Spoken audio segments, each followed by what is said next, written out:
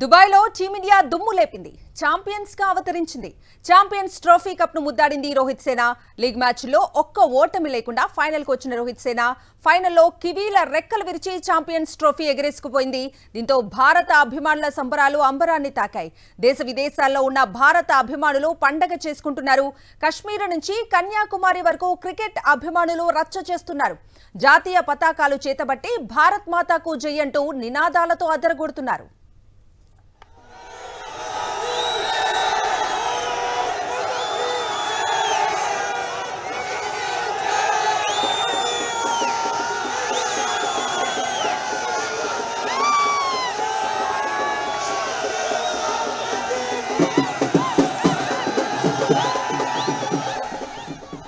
Toss గెలిచి మొదట batting చేసిన కివీస్ 251 పరుగులు చేసింది.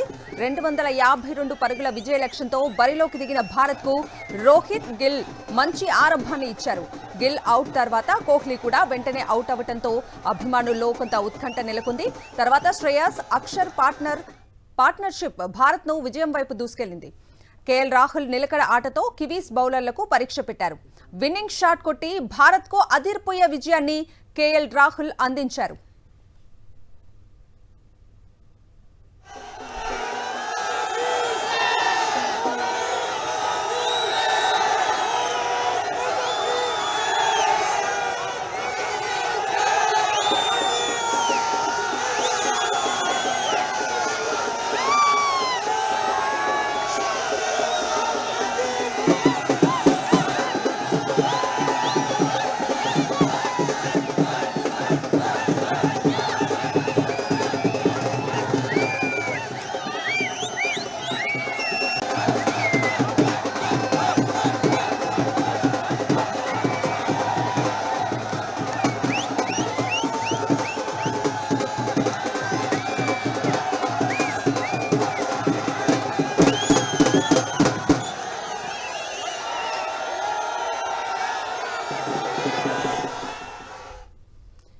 ఇదే అంశంపై స్పందించడానికి మనతో పాటు స్పోర్ట్స్ అనలిస్ట్ జగన్నాథ్ గారు జాయిన్ అవుతున్నారు. సార్ నమస్తే. సార్ ఫైనల్లీ మూడోసారి ఛాంపియన్స్ ట్రోఫీని ఇండియా గెలిచింది. దేశమంతా కూడా సంబరాలు జరుగుతున్న దృశ్యాలు కూడా మనం చూస్తూ ఉన్నాము. ఈ మ్యాచ్ కి సంబంధించి మీ అనాలిసిస్ ఏంటి సార్? ఈ మ్యాచ్ చూస్తే ఒక టీమ్ వర్క్ అండి. మీరు చూడండి, ఫస్ట్ బ్యాటింగ్ టాస్ అలానే ఓడిపోయారు మన రోహిత్ శర్మ. దాంతోనే ఆ బౌలర్స్ కూడా మంచిగా స్పిన్నర్స్ ఇంటూ ద యాక్ట్ వచ్చారు. షమ్మి కొంచెం బౌలింగ్ కొంచెం ఇరాటిక్ ఉన్న తక్కిన బౌలర్స్ స్పిన్నర్స్ ఎస్పెషల్లీ వరుణ్ చక్రవర్తి ఆ బ్రేక్ త్రూ ఇచ్చి దాంతో మళ్ళీ ఆ రవీంద్ర జడేజా టైట్ బౌలింగ్ ఇచ్చేసారు. 10 overs 30 runs ఇచ్చారు. అది most crucial part of the innings మాట. వాళ్ళకి 230, 251 లో ఉంచడం one of the best things to happen. Because more than 260, 260 కన్నా ఎక్కువ ఉంటే చాలా ఇబ్బంది ఉండేది ఇండియాకి. మాత్రం 230, 251 లో కొట్టి రిస్ట్రిక్ట్ చేసి ఇండియాకి చాలా మంచి దాంట్లో స్పిన్నర్స్ పెద్ద రోల్ చేసుకున్నారు. లెడ్ బై జడేజా, అక్షర్ పటేల్, మన కుల్దీప్ యాదవ్ అందరూ బ్లేమ్ చేస్తున్నాను. ఈ మ్యాచ్ కి పార్టీలో వచ్చారనమాట. ఆయన 2 వికెట్లు తీసుకుని క్రూషియల్ వికెట్స్ ఆ టైంకి ఇండియాకి మళ్ళీ మ్యాచ్ లో తెచ్చేసారన్నమాట బ్యాక్. సో ఈ స్పిన్నర్స్ మంచి రోల్ తీసుకుని మంచిగా గెలిపించి 250 అన్నారు. బ్యాట్స్మెన్ లో మనకు రోహిత్ శర్మ మనం మార్నింగ్ డిస్కషన్ చేసాం, లైసెన్స్ టు హిట్. ఆయన మంచి ఫ్రంట్ ఫుట్ లో వెళ్ళి మంచి స్ట్రోక్స్ కొట్టి మంచి బౌండరీలు 6 కొట్టారు. అదే దాంతో ఏంటంటే మంచి 100 run పార్ట్నర్షిప్ వచ్చారు గిల్తోని. But for a brilliant catch by Philips లేకపోతే ఆ పార్ట్నర్షిప్ ఇంకా ఎక్కువైనది. ఆ కొన్ని 2 సెట్ బ్యాక్ వచ్చింది గిల్ ఇంకా కోహ్లీ డిస్మిషన్ లో. మళ్ళీ నేను మధ్యలో మాట్లాడుతున్నాను సిఎస్ అయ్యర్ బ్యాటింగ్ నుంచి. And C S Iyer he's become important cog in India batting. ఆయన తెలుసు ఎక్కడ తేవాలో రన్లు, అలా తేవాలో రన్లు.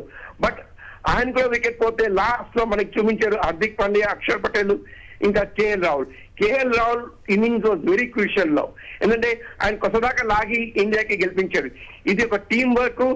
ఇండియా ఈ రోహిత్ శర్మ, నేను నవంబర్ లో బాంబే వెళ్తే అక్కడ గ్రీన్ స్టేన్ లోవర్ చెప్పారు రోహిత్ శర్మ ఇది 2వ ట్రోఫీ గెలుస్తారు మీరు చూడండి.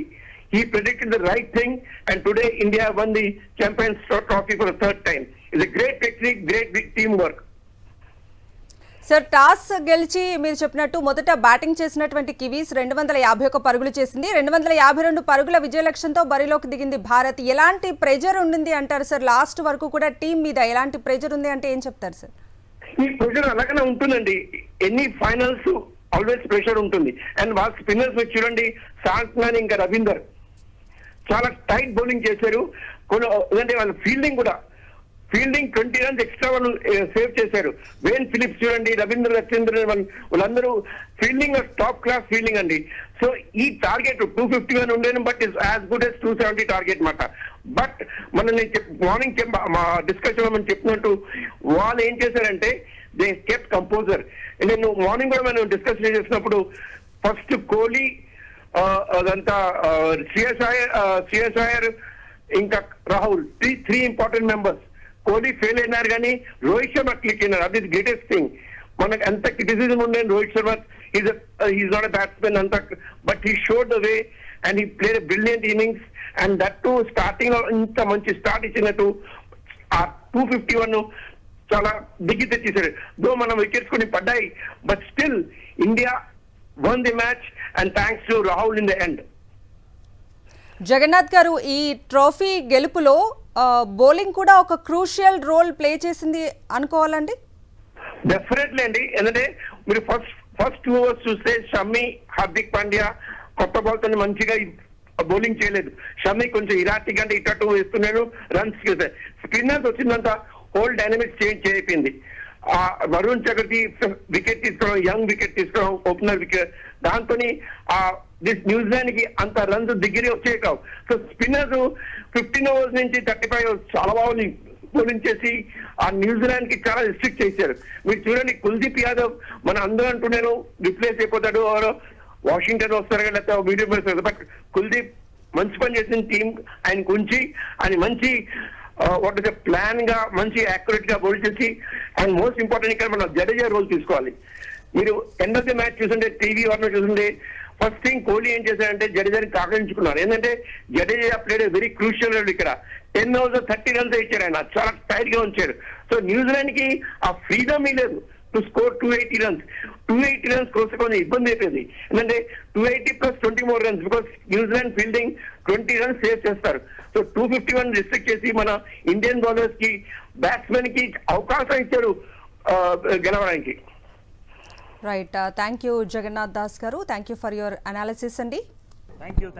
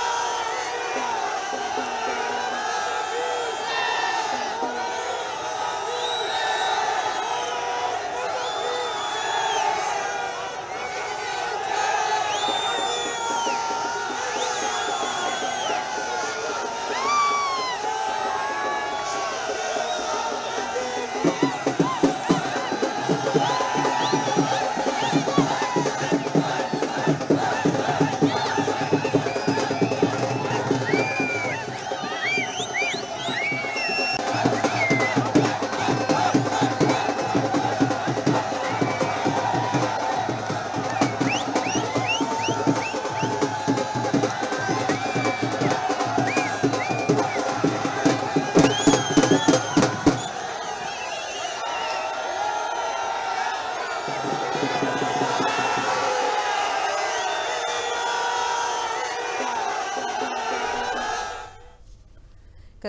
అంశానికి సంబంధించి స్పందించడానికి స్పోర్ట్స్ అనలిస్ట్ సుధీర్ గారు ఫోన్ లైన్లో అందుబాటులో ఉన్నారు. నమస్తే సార్. నమస్తే కవిత, చెప్పండి. సో 12 ఏళ్ల తర్వాత భారత్ ఈ ట్రోఫీ గెలిచింది.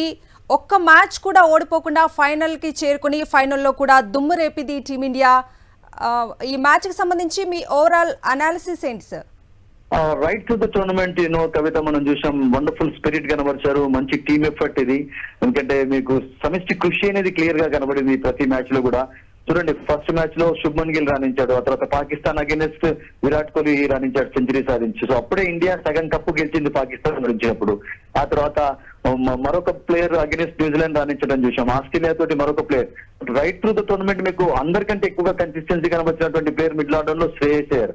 కొంచెం అండర్ రేటెడ్, అన్ఫార్చునేట్లీ అతడు అక్కడ అన్సంగ్ హీరోగానే ఉన్నాడు, కానీ బట్ రియల్ హీరో నేను అనుకుంటాను అతడు అయినాడని చెప్పాలి. ఈ రోజు కూడా మనం చూసాం క్విక్ ఇంటర్వెల్స్ లో కొంచెం అంటే 3 వికెట్స్ ఇండియా కోల్పోయినప్పుడు విరాట్ కోహ్లీ, రోహిత్ అవుట్ అయిన తర్వాత చాలా కొంచెం ప్రెషర్ సిచ్యువేషన్ కనబడింది. అండ్ ఈ played gem of an innings actually. కొంచెం లక్ కూడా అతనికి ఈ రోజు ఫేవరబుల్ గా ఉండింది, లేదని కాదు. అండ్ అక్షర్ పటేల్ తోటి ఆ జోడీ అనేది అద్భుతమైనటువంటి పార్ట్నర్షిప్ నమోదు చేసింది. అండ్ ఆ తర్వాత రాహుల్ యాజ్ ఫినిషర్ గా ఈ played key role. So spinners of course magnificent bowling కనబరిచారు. అండ్ వరుణ్ చక్రవర్తి యాడ్ అయిన తర్వాత కొంచెం కలర్స్ కూడా యాడ్ అయ్యాయి, కొంచెం బలం అనేది కనబడింది. ఈ టోర్నమెంట్ కంటే ముందు కవిత 5 స్పిన్నర్స్ ఎందుకు తీసుకువెళ్ళింది ఇండియా? అసలు యాక్చువల్ గా దుబాయ్ లో అటువంటి ఫేవరబుల్ కండిషన్స్ ఉంటాయా అని చాలా మంది క్రిటిసైజ్ చేశారు. బట్ 5 స్పిన్నర్స్ లో చూడండి, 4 స్పిన్నర్స్ అయితే ఆడించారు. And 4 spinners bowled magnificently today.